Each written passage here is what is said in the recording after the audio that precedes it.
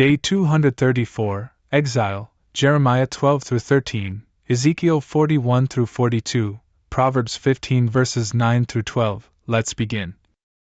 Jeremiah 12:13. Certainly, O Lord, you are just. But if I may contend with you, while still speaking what is just to you, why does the way of the impious prosper? Why is it well with all those who transgress and act unfairly? You planted them, and they took root. They are prospering and bearing fruit. You are near to their mouths, but far from their hearts. And you, O Lord, have known me well. You have seen me, and you have tested my heart with you. Gather them together like a flock for the sacrifice, and sanctify them for the day of slaughter. How long shall the earth mourn? And how long shall the plants of every field wither because of the wickedness of the inhabitants within them? It has consumed the wild animals and the birds. For they said, He will not see our very end. If you have struggled to run on foot, how will you be able to compete with horses? And if you have been secure in a land of peace, what will you do about the arrogance of the Jordan? For even your brothers, and the house of your father, even these have fought against you.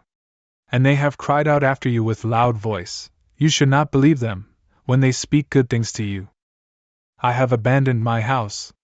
I have disowned my inheritance. I have given my beloved soul into the hand of its enemies. My inheritance has become for me like a lion in the forest.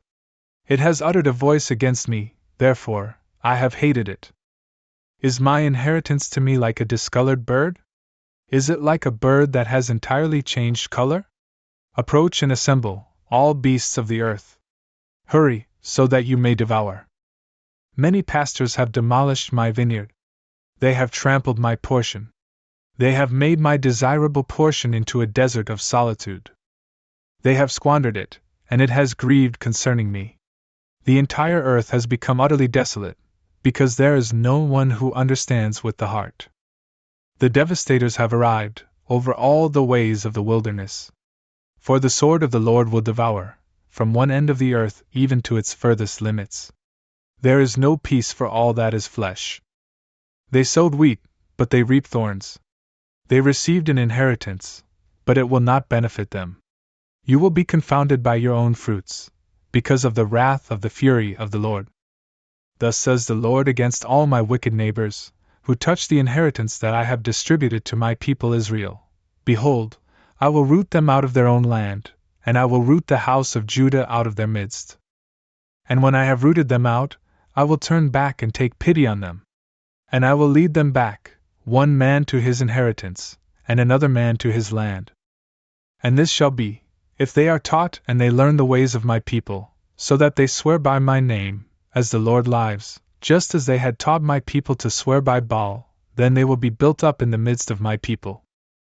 But if they will not listen, I will uproot that nation unto utter destruction and perdition, says the Lord.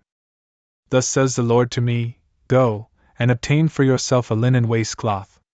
And you shall place it over your loins, and you shall not put it into water. And so I obtained a waistcloth, according to the word of the Lord, and I placed it around my loins.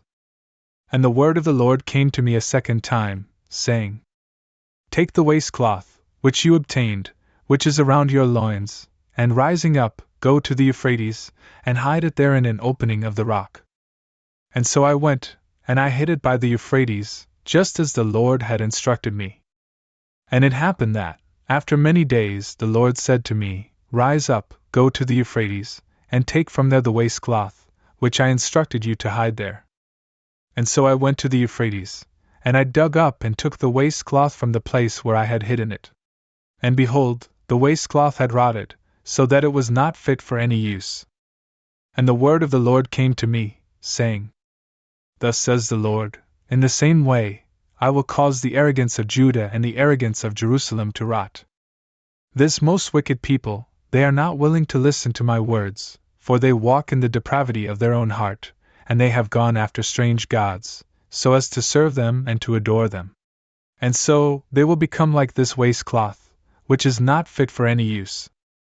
For just as the waistcloth clings to the loins of a man, so have I brought close to me the entire house of Israel and the entire house of Judah, says the Lord, so that they would be to me a people, and a name, and a praise, and a glory.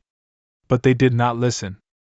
Therefore, you shall speak to them this word, thus says the Lord, the God of Israel: every bottle will be filled with wine. And they will say to you, Are we ignorant that every bottle will be filled with wine? And you shall say to them, Thus says the Lord, Behold, I will fill all the inhabitants of this land, and the kings from the stock of David who sit upon his throne, and the priests, and the prophets, and all the inhabitants of Jerusalem, unto inebriation. And I will scatter them, a man from his brother, and fathers and sons similarly, says the Lord. I will not spare them, and I will not pardon them, and I will not take pity, so as not to destroy them. Hear and pay close attention. Do not choose to lift yourself up, for the Lord has spoken. Give glory to the Lord your God, before darkness falls, and before your feet stumble on the darkened mountains. You will expect light, but he will turn it into the shadow of death and into utter darkness. But if you will not listen to this, then my soul will weep in secret before the face of your pride. It will weep bitterly, and my eyes will flow with tears, because the flock of the Lord has been taken captive. Say to the king and to the female ruler, Humble yourselves, sit down. For the crown of your glory has gone down from your head. The cities of the south have been closed, and there is no one who may open them. All of Judah has been taken away into complete captivity. Lift up your eyes and see, you who are arriving from the north. Where is the flock that was given to you, your famous cattle? What will you say when he visits upon you? For you have taught them against you, and you have instructed them with your own head. Will not pains take hold of you, as with a woman in labor? But if you say in your heart, Why have these things happened to me?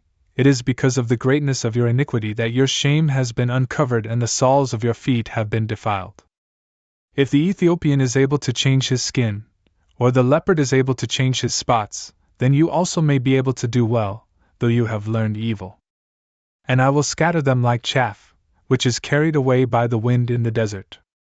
This is your lot, and this is the portion of your measure from me, says the Lord, because you have forgotten me, and you have had confidence in what is false. Therefore, I have even bared your thighs before your face, and your shame has been seen. For I have seen your adulteries, and your neighing for the wickedness of your fornication, and your abominations upon the hills in the field. Woe to you, Jerusalem! How much longer before you will be made clean after me? Ezekiel 41:42. And he led me into the temple, and he measured the front to be 6 cubits in width on one side, and 6 cubits in width on the other side, which is the width of the tabernacle. And the width of the gate was 10 cubits. And the sides of the gate were 5 cubits on one side, and 5 cubits on the other side. And he measured its length to be 40 cubits, and the width to be 20 cubits. And proceeding inward, he measured the front of the gate to be 2 cubits. And the gate was 6 cubits, and the width of the gate was 7 cubits. And he measured its length to be 20 cubits, and its width to be 20 cubits, before the face of the temple. And he said to me, This is the Holy of Holies. And he measured the wall of the house to be 6 cubits, and the width of the sides to be 4 cubits, all around the house on every side. Now the side chambers were side by side, and twice 33. And they projected outward, so that they might enter along the wall of the house, on the sides all around, in order to contain, but not touch, the wall of the temple. And there was a broad circular path, rising upward by winding, and it led to the cenacle of the temple by a circular course. As a result, the temple was wider in the higher parts. And so, from the lower parts, they rose up to the higher parts, in the center. And in the house, I saw the height all around the foundations of the side chambers, which were the measure of a reed, the space of 6 cubits. And the width of the exterior wall for the side chambers was 5 cubits. And the inner house was within the side chambers of the house. And between the storerooms, there was the width of 20 cubits, all around the house on every side. And the door of the side chambers was toward the place of prayer. One door was toward the way of the north, and one door was toward the way of the south. And the width of the place for prayer was 5 cubits all around. And the edifice, which was separate, and which verged toward the way looking toward the sea, was 70 cubits in width. But the wall of the edifice was 5 cubits in width on all sides, and its length was 90 cubits. And he measured the length of the house to be 100 cubits, and the edifice, which was separate, with its walls, to be 100 cubits in length. Now the width before the face of the house, and of that which was separate facing the east, was 100 cubits. And he measured the length of the edifice opposite its face, which was separated at the back, and the porticos on both sides, to be 100 cubits, with the inner temple and the vestibules of the court. The thresholds, and the oblique windows, and the porticos, encircling it on 3 sides, were opposite the threshold of each one, and were floored with wood throughout the entire area. But the floor reached even to the windows, and the windows were closed above the doors.